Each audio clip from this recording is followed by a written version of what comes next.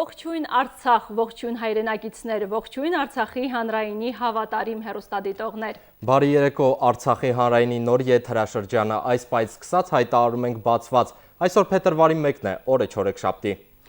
Ողջույն Արցախ նախագիծը այսուհետ ձեզ հետ կլինի շաբաթվա 4 օրերին, երկուշաբթիից մինչև հինգշաբթի։ Փորձելու ենք բազմազանել ձեր երեկոն հետաքրքիր թեմաների լուսաբանմամբ եւ իհարկե կարևոր հիմնախնդիրների բացահայտմամբ, այնպես որ մնացեք մեզ հետ։ Բացի թեմատիկ տեսանյութերից եւ հարցազրույցներից, այս եթերաշրջանում դուք նորից հնարավորություն կունենաք ձեր սուզող հարցերը ուղղել մեր հյուրերին։ Դա կարող եք անել սկսած այս պահից մինչև ժամը 19:00։ Մանրամասն եմ, որ տաղավարում մենք եւ առաջկա ժամերին ուղիղ եթերում աշխատող իմ գործընկերները կունենան տարբեր հյուրեր, իսկ ձեր հարցերը ուղղել կարող եք հարց մասնագետին Էջի օրվա հյուրին, իսկ նրանք լինելու են ամենատարբեր մասնագիտությունների տեր մարդիկ, բժիշկ, հոգեվորական, հոգեբան, գյուղատնտես, շինարար եւ այլն։ Այսօր այս պայծ սկսած ձեզ հուզող հարցերը կարող եք ուղղել Գանձասարի Սուրբ Հովհաննես եկեղեցու հոգևոր Հովիվ Սահակ Շաքարյանին, եկեղեցական էթիկետ, քրիստոնյայի ճիշտ պահվածք, այս եւ այլ հարցեր կստանան իրենց պատասխանները ուղիղ եթերում 19:15 րոպեին մեկնարկող հարց մասնագետին Էջում։ Այնպես որ կարող եք զանգահարել այս պայծ սկսած 94 35 22 հեռախոսահամարին, մեր գործընկերուհին արդեն պատրաստ է ընդունել ձեր հարցերը։ Այսօր մեր եթերաժամին հնարավորություն կունենաք նաև դիտել հարցազրույց ուղիղ եթերում ԼՂՀ աշխատանքի եւ սոցիալական հարցերի նախարար Սամվել Ավանեսյանի հետ լուրերի երկրորդ թողարկումից անմիջապես հետո։ Այդ ժամին ձեզ կմիանա իմ գործընկերուհի Սաթինե Մինասյանը։ Կփորձենք նաև տեղեկանալ, թե ինչպիսին է այսօր մեր իրավագիտակցության աստիճանը, որքանով ենք լուրջ եւ խելամիտ մոտենում երկրի քաղաքական եւ հասարակական գործընթացներին։ Բանակային նորություններով ձեզ հետ կկիսվեն մեր գործընկերները, սակայն այս ամենի մասին հերթականությամբ։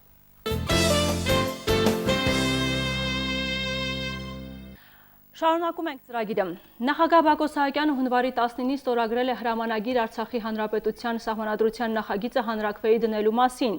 Համաձայն հրամանագրի հիմք ընդունելով Արցախի Հանրապետության Սահմանադրության նախագիծը հանրաքվեի դնելու վերաբերյալ Լեռնային Ղարաբաղի Հանրապետության նախագահի նախաձեռնության ԼՂՀ ազգային ժողովի կողմից տրված համաձայնությունը Արցախի Հանրապետության Սահմանադրության նախագծի վերաբերյալ հանրաքվեն նշանակվել է 2017 թվականի փետրվարի 20-ին։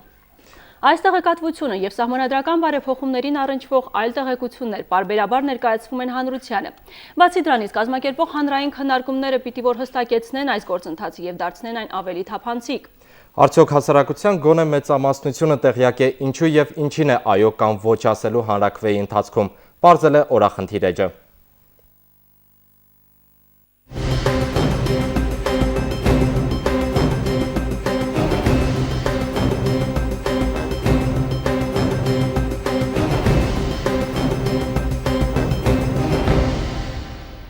Օրը հայտնի է, փետրվարի 20-ը մեր հանրապետության սահմանադրության հանրաքվեի օրն է։ Նախորդ ամիսները բուռն էին իրադարձություններով լի, ակտիվությամբ լի, սահմանադրական հանձնաժողովը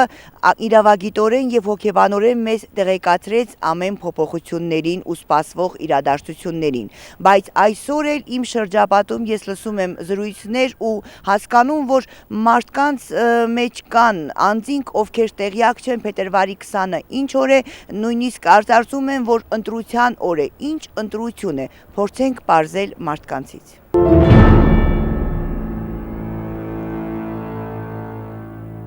Փետրվարի 20-ը ինչ օր է մեզ համար։ Ընտրությունների, սահմանադրության փոփոխության։ Այսինքն մենք ինչ ընտրության առջև ենք կանգնելու։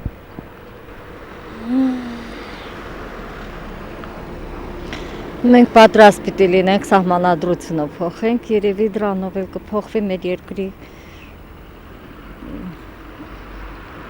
ճակատագիրը, ես իմ կառավարման ձևը։ Հանձնաժողովը երկար աշխատեց, բոլորի հանրության գիտակցությանը հասցրեց սահմանադրական փոփոխությունները։ Դուք լրիվությամբ տեղեկացված եք։ Այո, ես նաև հանձնաժողովի անդամ եմ, ընտրությունների ժամանակ ես էլ կլինեմ հանձնաժողովի անդամ, հա, տեղեկացված եմ։ Չոր է մեր միջև կռվնեն սկսելը, это մեր այն վաղտեն անկախության ժողովն արալ, ինչ վեր մեր պենա հայտնիկ մեր ցանկությունը հայտնենք, որ մենք չենք ուզում Ադրբեջանի կազմում լինենք։ Իսկ հիմա մի քանի օր անց հստակեցված է փետրվարի 20-ին մենք ինչին ենք այո կամ ոչ ասել։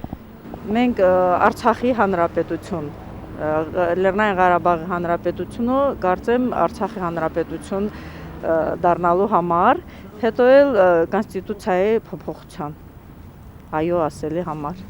Փետրվարի 20-ը ինչ օր է։ Փետրվարի 20-ը չէ։ 23-ը գիտեմ, բայց 20-ը չէ։ Անընդհատ խոսվում է վերջին ամիսներին Սահմանադրության հանրաքվեի օրն է։ Տեղյակ եք փետրվարի 20-ին ինչին ենք այո կամ ոչ ասել։ Վերլանանալի։ Ստեյք։ Ես 20 ճիշտ ասած մի ամսուկ ես աստեղ չեմ, համար առաջի հերթին չկարողացա ճիշտ պատասխանի։ Թերցելում ինչի գրածինի, որ ինձ հարմարին անել այո եմ ասելու։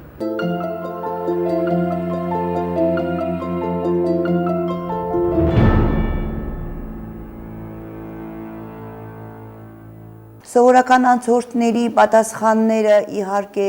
մեզ ապացուցեցին, որ ոչ բոլորն են ցավոք տեղեկացված, թե փետրվարի 20-ին ինչ հանրաքվե է, ում ենք այո կամ ոչ ասելու կամ ինչին ենք այո կամ ոչ ասելու։ Այժմ ներնկարնող խումբը գտնվում է Արցախի Հանրապետության Սահմանադրության նախագծի իրազեկման կենտրոնում, իսկ կենտրոնի ստեղծման գաղափարն ունի իր նախապատմությունը, որի մասին էլ մեզ կներկայացնի Պետրոսյան Արմինեն։ Խնդրեմ Արմինե, երևի թե դուք էլ գալով, որ հանրությունը ոչ այնքան տեղեկացված է, նախաձեռնեցիք այս կենտրոնի ստեղծումը ու կարծում եմ արդեն քայլեր կան, աշխատանքներ արվում են, որքան գիտեմ։ Այսօր մեր սեղանին է դրված մի այնպիսի փաստաթուղթ, որի շուրջը երիտասարդությունը չէր կարող անմասն մնալ ու իր ակտիվությունը չցուցաբերեր։ Սա բնականաբար լինելով երկրի ապագա, նաև մեր ապագան է եւ մենք պարտավոր ենք մասնակից լինել եւ ամենաակտիվ մասնակցություն ունենալ այս գործընթացին։ Այս իսկ առումով բնականաբար մենք հավաքվեցինք, մտածեցինք, խորհեցինք եւ դեռևս անցած տարվա տարեվերջին ստեղծեցինք կենտրոնը, իրազեկման կենտրոնը, որը իր աշխատանքները բաժանեց երկու փուլի։ Սկզբնական շրջանում մենք բնականաբար ուսումնասիրեցինք նախագիծը, նաև առաջարկություններով հանդես եկանք, մշակեցինք համապատասխան առաջարկություններ եւ արդեն 2017 թվականի սկզբին, հունվարից արդեն կոնկրետ պրակտիկ աշխատանքի վերածեցինք մեր ուրեմն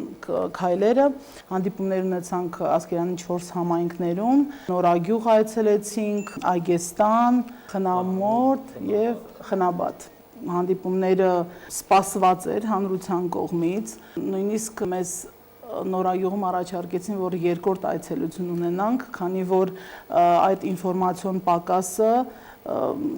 շատ էր զգացվում։ Իմ գնահատմամբ ես չէի ասի, որ այդքան էլ տեղեկացված չեն, բայց նորությունների մասով, թե ինչ նորություններ կան առաջարկվող նախագծի մեջ, այս առումով բացեր կան, բայց որ հանրաքվեել են լինելու փետրվարի 20-ին, այսինքն սահմանադրություն պետք է ընտրեն, դրա մասին տեղյակ են։ Այլ հարց է, որ նորություններին, թե ինչ կտան այդ նորությունները հանրությանը, ինչի մենք գնացինք այս փոփոխություններին, որն էր պատճառը եւ այլն, այս առումով բացեր կան եւ մենք մեր աշխատանքները փորձել ենք բաժանել հենց 3 խմբի, ինչն է փոխում եւ ինչ կտա մեզ։ Ահա այս 3 հարցերի ներքո են շարադրվում մեր ուրեմն զրույցները եւ փորձում ենք արդեն ավելի կոնկրետ նորությունների առումով ահա այս հարցադրումների ներքո մատուցել նյութը ընդհանուր։ Քանի որ կենտրոնը իրազեկման կենտրոն է, մենք փորձել ենք ավելի մասնագիտական խումբ ստեղծել եւ հրավիրել ենք 3-րդ ու 4-րդ կուրսի Արցախի պետական համալսարանի իրավաբաններին, որպեսզի որևէ թերացում այս աշխատանքի մեջ չունենան եւ ավելի մասնագիտորեն այս աշխատանքին մոտենան։ Միգուցե հանրությանը ոչ մատչելի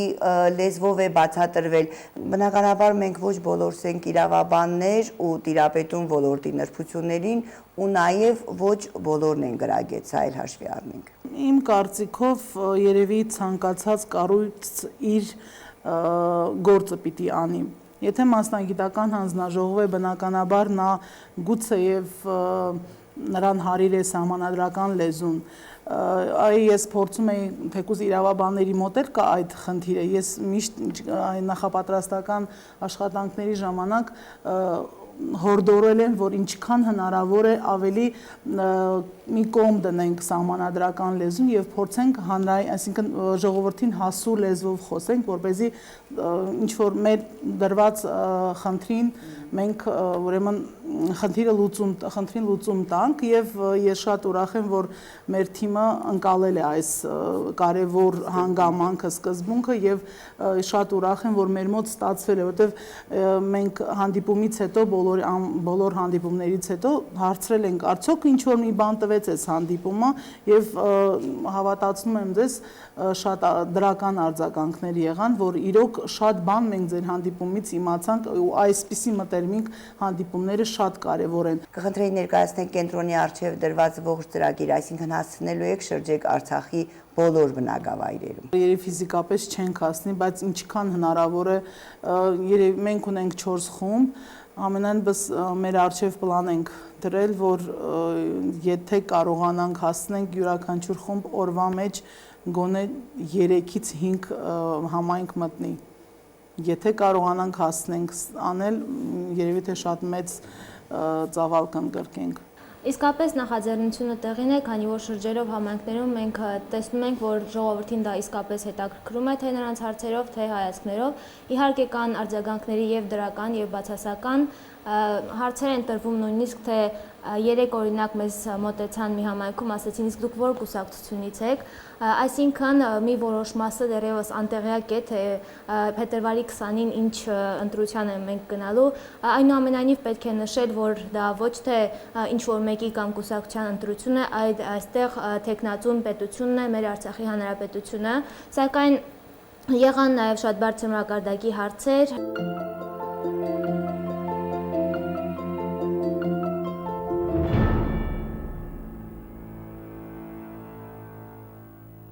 Արցախի Հանրապետության Սահմանադրության նախագծի իրազեկման կենտրոնի անդամների պատմածներից ես եկա այն եզրակացության, որ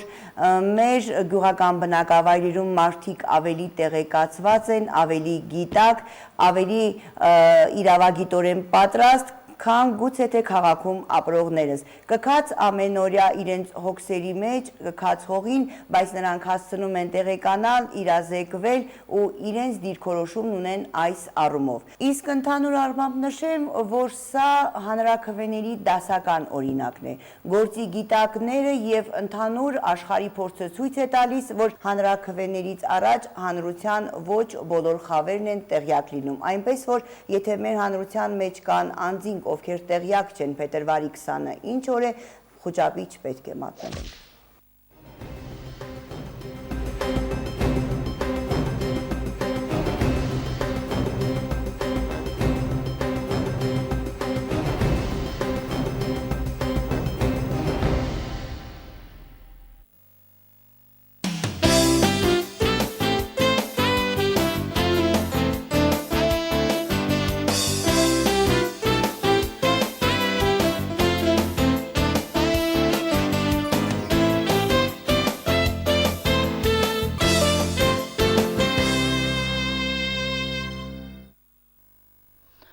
Նորից ողջունում ենք բոլոր նրանց, ովքեր այս պահին են միացել մեզ, հիշեցնենք, որ Արցախի հանրայինի եթերում մեկնարկել են նոր եթերաշրջան, ինչի առիթով մենք բոլորից շնորհավորում ենք։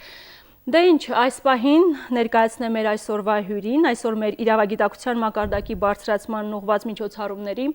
ինչպես նաև հասարակության մտահոգող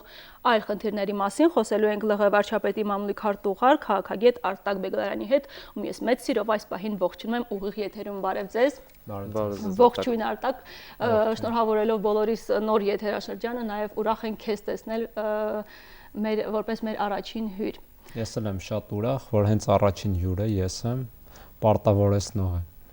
Անդրադառնանք այն տեսանյութին, որը քիչ առաջ մենք միասին դիտեցինք, փաստորեն անդադ խոսում ենք տեղեկատվության մասին, այն տեղեկատվության մեծ հոսքի մասին, որը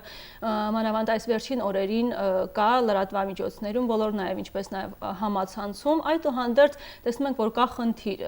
մատչելիության խնդիր լինի թե այլ, բայց հասարակությանը հասանելի լինելու համար։ Ըստ ձեզ, որն է պատճառը, որ դեռևս կան մարդիկ, ովքեր այնքան էլ քաջատեղյակ չեն, ինչ է մեզ սպասվում փետրվարին։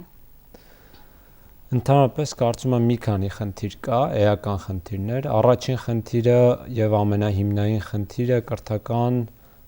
մակարդակն է, այսինքն կրթական համակարգը եւ այլն, որի միջոցով իրավագիտակցությունը պետք է մի քիչ ավելի բարձրանա, բայց բնականաբար սա միակ ճանապարհը չէ, միակ ուղին չէ, որի միջոցով քաղաքացիական կամ քաղաքական սոցիալիզացիա է տեղի ունենում հասարակության անդամների շրջանակներում, բայց կարծում եմ կրթական համակարգը այս տեսանկյունից կարևորագույն դերակատարում ունի դպրոցներում, համալսարաններում մարդիկ ժամանակին պետք է սովորեին համապատասխան մեթոդաբանությունը մտածելու, ընկալելու, գիտակցելու իրավունքները, քաղաքական գործընթացները, որպեսզի ավելի ակտիվ եւ ավելի գիտակից քաղաքացիներ լինեն եւ քաղաքական գործընթացներում ավելի մեծ մասնակցություն ունենան։ Այսինքն ոչ միայն ընկալեն տվյալ տեղեկատվությունը, այլ նաեւ ինքնուրույն վերլուծեն, բնականաբար նաեւ եզրակացություններ անեն։ Բնականաբար։ Երկրորդ խնդիրը կարծում եմ սահմանադրությունից էլ է գալիս, քանի որ սահմանադրությունը ինքնին ավելի ծանր տեքստ է եւ ավելի ծանր մարսելու օբյեկտ է, քան ասենք ընտրությունները։ Ընտրությունների ժամանակ կան համապատասխան քաղաքական սուբյեկտներ, կարող է լինել ասենք թեկնածու, անձ կամ կուսակցություն, որին արդեն մարդիկ ժամանակին ճանաչել են, ընկալում են ինչ-որ մի ձևով, գիտեն նրա հիմնական կամ կուսակցության կամ թեկնածուի բնութագրիչները եւ ըստ դրա արդեն կողմնորոշվում են։ Իսկ սահմանադրությունը բավականին մեծ տեքստ է, հատկապես մասնագիտական, որը շատ քչերն են կարողանում մարսել, ընկալել, եթե նույնիսկ ասեմ, որ բոլորն են ընթերցում, այսինքն շատերը չեն ընթերցում։ Հենց այդ հարցը նաև հոգնում եմ երբեմն նույնիսկ ծանոթանալ։ Դրա համար արտակներողություն որքանով է կարևոր սահմանադրությունը իմանալը այդ ենթատեքստում որքանով է կարևոր հասարակության գործոնը քաղաքական գործընթացներում հասարակական ակտիվ կյանքը Այսինքն միշտ է պարտադիր, որ հասարակության անդամը ունենա այսպես ասած ակտիվ քաղաքացիական դիրքորոշում, թե պարզապես կարող է ուղղորդվել այս կամ այն ուժի, վստահելով այս կամ այն ուժին, պարզապես դա հիմք ընդունել։ Նայեք, կարող ենք խոսել ցանկալիի մասին եւ իրականության մասին։ Ցանկալին այն է, որ ժողովուրդը պետք է իմանա, հասարակությունը պետք է իմանա, դա բոլորիս համար ավելի արդյունավետ է, այդ դեպքում գործընթացները շատ ավելի արդյունավետ կլինեն, պետական համակարգը շատ ավելի արդյունավետ կլինի, աստիճանաբար ժողովրդի բարեկեցության մակարդակն է կբարելավի, քանի որ քաղաքական համակարգը ավելի արդյունավետ կգործի։ Բայց իրականությունը այն է, որ ոչ միայն Արցախում, այլ նաև ցանկացած երկրում սահմանադրությունների հանդեպ, հանրաքվեների հանդեպ հետաքրքրությունը շատ ավելի ցածր է լինում, այսինքն մասնակցայնությունը հասարակության ավելի ցածր է լինում, քան ընտրություններում, եւ նաեւ սահմանադրությունում էլ գնում են քվեարկության հիմնականում կողմնորոշվելով էլի անձանց միջոցով, այսինքն որ անձը ինչ է քարոզում, այո է քարոզում թե ոչ, կամ հիմնական կարծրատիպերով, այսինքն կարծրատիպ կա, որ այս սահմանադրությունը ինչ նպատակով է, կամ այս սահմանադրության հիմնական մեխը որն է, եւ ամենակարևորը այս սահմանադրությունը ինչ է փոխելու անմիջականորեն հենց իմ կյանքում, այսինքն ուղիղ ձևով։ Ըստ դրա մարդիկ արդեն կողմնորոշվում են, թե ինչ քվեարկեն։ Իսկ այ համեմատականներ անցկացրիր տարբեր երկրների կարևոր է նաև գիտակցել մեր քաղաքական իրավիճակը, մեր կարգավիճակը ներկայիս ընդհանուր համաշխարհային գործընթացներում, նաև մոտ պատերազմի իրավիճակը, այս ամենը պետք է նաև ազդեն, որպեսզի ավելի ճիշտ դիրքորոշում ընտրեն։ Դրանք պետք է ազդեն, դրանք քաղաքացիական եւ ազգային դիրքորոշումների համար շատ կարևոր գործոններ են, հանգամանքներ են, որոնք իհարկե քչերի մոտ են լուրջ ազդեցություն ունենում, բայց կարծում եմ նրանք, ովքեր գիտակից են, ոչ միայն իրավագիտակից, այլ նաև քաղաքացիական ազգային համապատասխան գիտակցություն ունեն, իրենք այս հաշվարկը կատարում են, քանի որ ցանկացած սահմանադրություն կամ ցանկացած հանրաքվե, ցանկացած ընտրություն կարևոր է տվյալ համատեքստում։ Մեր համատեքստը ոչ միայն աշխարհաքաղաքական իրավիճակն է, այլ նաև մեր ժողովրդի գիտակցությունն է։ Այսինքն սա օբյեկտիվ հանգամանք է եւ շատ երկար ժամանակ է պետք աստիճանաբար փոխելու համար, եթե ցանկությունը նպատակը ունենք փոխելու,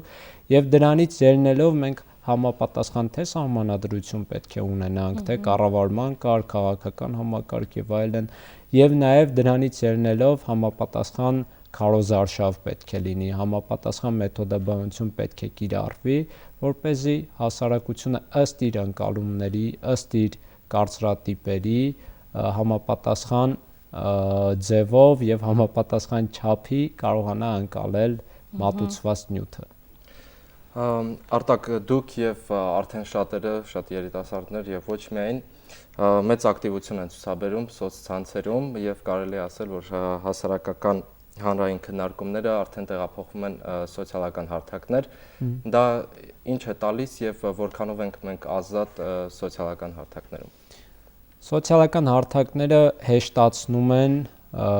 շփումը, փոխհարաբերությունները, հաղորդակցությունը փոխադարձ առումով նկատի ունեմ եւ քաղաքացիների միջև եւ պետական մարմինների ու քաղաքացիների միջև եւ ժամանակին սոցիալական հարթակներ եթե չկային ավելի միակողմանի էր շփումը տեղի ունենում, այսինքն օրինակ հեռուստատեսության, ռադիոյի թերթերի միջոցով, բայց հիմա սոցիալական հարթակները հնարավորություն են տալիս քննարկումներ, բանավեճեր կազմակերպել եւ ստանալ հետադարձ կարծիք, հետադարձ կապ,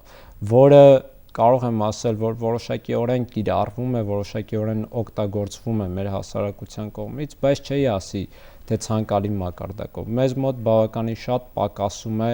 քննարկման մշակույթը, բանավեճի մշակույթը։ Օբյեկտիվությունը նաև կարծիքներում։ Իհարկե օբյեկտիվությունն էլ է շատ կարևոր, բայց Սերժան որ հարցրեց որքանով են ազատ, սա որոշակի չափով գալիս է թե ազատությունից, այսինքն երբեմն ներքին կապող կամ խանգարող, արգելակող հանգամանքներից, երբեմն նաև ընդհանուր մակարդակից, քանի որ քննարկման բանավեճի համար պետք է մարդ համապատասխան գիտելիք, կրթություն, հմտություններ ունենա, որպեսզի կարողանա համապատասխան հետևություններ անել, մոտավոր իմանա ինչ մեթոդաբանությամբ է հնարավոր քննարկումներ կատարել եւ եզրահանգումներ կամ հետևություններ ունենալ այդ քննարկումների արդյունքում։ Ամեն դեպքում, ներողություն Արմին, ամեն դեպքում սոցիալական ցանցերը օգտակար են, սոցիալական ցանցերը ավելի մեծ օգտակարություն ունեն, եթե կարողանանք դրանք արդյունավետորեն մենք կիրառենք։ Դրական կողմը, այո, դրական կողմը նաև ասենք այն, որ շատերը հանրային քննարկումներում պարզապես չեն համարձակվում հարց բարձրացնել, իսկ սոցցանցերում սա ավելի հեշտ է անել, բնականաբար, եւ ավելի հեշտ է արձագանքել ցանկացած մի կարծիքի ու դրանից երևի բանավեճը ավելի օբյեկտիվ կդառնա։ Խոսենք նաև հանրաքվեների մասին, քանի որ մեր նորագույն պատմության մեջ մենք ունեցել ենք հանրաքվեներ եւ գիտենք ինչպիսի վերաբերմունք ենք ցուցաբերել դրա հանդեպ,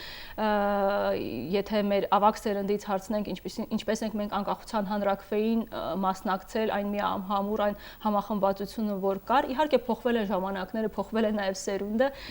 կարող ենք ներկայիս այդ քննարկումները ընդհանուր առմամբ մթնոլորտից եզրակացնել, որ երիտասարդները դարձել են ավելի ժողովրդավարական սկզբունքներին համահունչ, դարձել են ավելի հետաքրքրասեր, ավելի պրպտող, ավելի ակտիվացել։ Այո, որն է ձեր կարծիքը այս տիրող մթնոլորտից։ Ես հույսով կարող եմ պնդել, որ այդպես է, բայց համոզված չեմ, ճիշտ եմ ասում, թե չէ, քանի որ նախ ես 91 թվականին 3 տարեկան էի, չեմ կարող հիշել ինչ իրավիճակ էր, բայց ուղղակի կարող ենք վերլուծել հետադարձ հայացքով, որ այն ժամանակ իրավիճակը շատ տարբեր էր, մարդիկ էին տարբեր եւ նաեւ նպատակներ տարբեր տվյալ հանրաքվեի, այսինքն այն ժամանակ մենք անկախության համար, ազատության համար էինք պայքարում, այն ժամանակ մեր իրավիճակը, ժողովրդի իրավիճակը ընդհանրապես բավականին ծանր էր, նկատի ունեմ նաև սոցիալ-տնտեսական ու անվտանգային առումով, հիմա այդ խնդիրները չկան, այդ պատճառով ենթադրում եմ այն ժամանակ հետաքրքրությունը, մասնակցայնությունը շատ ավելի բարձր էր, չեմ կարող ասել գիտակցությունը, բայց այժմ մարդիկ սոցիալապես որոշ չափով ապահովված են, անվտանգության հանդեպ ուղիղ սպառնալիքներ չունեն եւ նաեւ նպատակն էլ ուրիշ է, անկախության ազատության հանրաքվե չէ, այլ ընդհանուր մեր կյանքի կարգավորման նողված հանրաքվե է, որը այդքան խորությամբ այնքան էլ մարդիկ չեն ընկալում կամ իրենց չի հետաքրքրում կոպիտ ասած, բայց կյանքը զարգանում է եւ պետք է ցանկացած սերունդ իր նախորդ սերնդից ավելի զարգացած, ավելի պրպտող, ավելի վերլուծող ու ավելի ազատամիտ լինի։ Եվ ես կարծում եմ, որ հիմա այդպես է, մեր երիտասարդությունն էլ իր գործառույթը որոշ չափով կատարում է եւ համապատասխան հետեւություններ պետք է որ մենք անենք, եթե խնդիրներ կան տվյալ սերնդի գիտակցության մեջ, փորձենք ավելի զարգացնել, որպեսզի հաջորդ սերունդը ավելի լավը լինի։ Այո, կոնկրետ ինչ հատկանիշներ պետք է լինեն, որպեսզի քաղաքացիական հասարակության լիարժեք բջիջներ ունենանք, ինչպիսին պետք է լինի մեր պարագայում։ Իդեալականում երևի, թե սկսենք դրանից։ Կդժվարանամ իդեալական ինչ-որ բան ասել, քանի որ ցանկացած համակարգում, ինչպես նշեցի, իրենց առանձնահատկությունները կան, ասենք մենք չենք կարող ինչ-որ մի երկրում, եթե նույնիսկ այդ երկիրը մոտիկ է մեր մշակույթին, քաղաքական, քաղաքացիական, հաջողված մոդելը բռնել եւ պատճենել մեր համակարգում, պետք է մեր առանձնահատկությունները հաշվի առնենք եւ այդ առանձնահատկություններից ելնելով մի քիչ կդժվարանամ կոնկրետ բնութագրիչ տալ, բայց մոտավոր ես պատկերացնում եմ, որ պետք է լինի պարտականությունների եւ իրավունքների հստակ գիտակցություն, պատասխանատվության ընկալում, որ յուրաքանչյուր մարդուց պատասխանատվություն կա կախված ընդհանուրի հանդեպ եւ ինքն իր հանդեպ եւ որը ավելի բնորոշ է մեր ներկա համատեքստին,